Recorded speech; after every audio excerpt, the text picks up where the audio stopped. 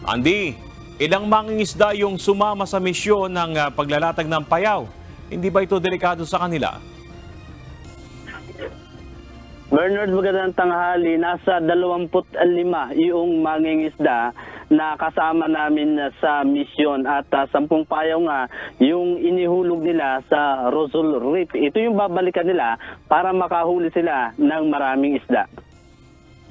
Pinangunahan ang misyon ng Philippine Coast Guard o PCG kasama ang barko ng Bureau of Fisheries and Aquatic Resources o BFAR para alalayan ang mga Pilipinong mangingisda mula sa bayan ng Quezon sa Palawan.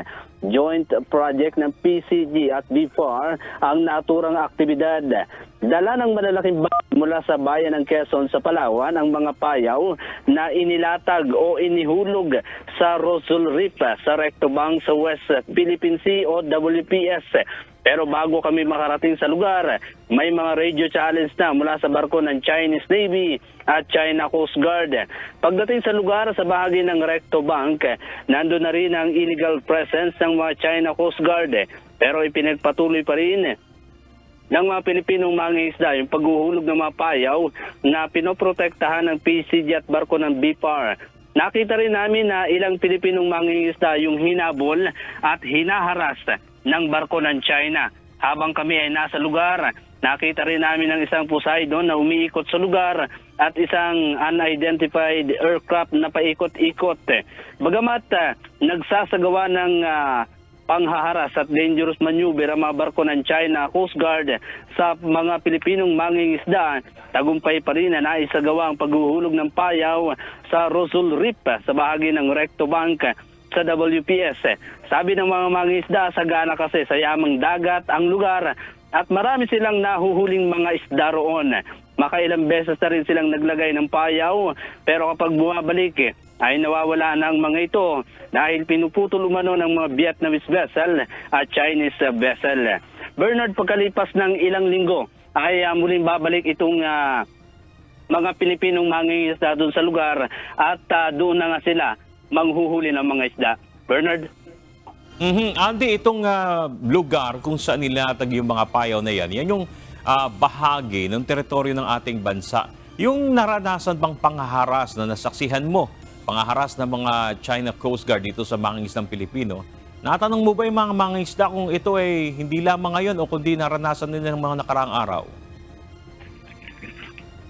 Bernard, base dun sa isang nakapanayam natin, hindi naman nila naranasan yung ganong panghaharas ng China noong nagbiyahe sila. Pumunta nga sila dito sa Rosal Reef, particular dito nga sa Recto Bank. Dahil yung karamihan sa kanila, Bernard, ay palagi namang pumapalaot sa lugar. Ang problema lang nila, kung minsan pag naglalatag nga sila ng payaw, ay pinuputol ng mga foreign vessel. So pagbalik nila, wala na yung mga inilatag nila. Pero itong sinamahan mo, Andy, ano yung mga kwento nila na di umano'y panghaharas na naranasan nila sa China Coast Guard? Ito ba'y kabilang ba dito yung dinidikitan sila, sinasyado yung tawag nila? Bernard, may pailan-ilan no, na nakausap nga tayo na sinasabi nila na hindi naman sila parang sinasyado dahil malayo naman yung agwat nung mga nakalipas. Pero yung nangyari nitong Huwebes ay talagang dumikit at hinabol sila nitong dalawang China Coast Guard na kung saan kita namin na nasa lugar mismo kung paano yung ginagawang pangharas ng dalawang China Coast Guard dito nga sa mga Pilipinong mangingisda. At bahagi yan, yung lugar na yon sa teritoryong sakop ng bansa. Andy?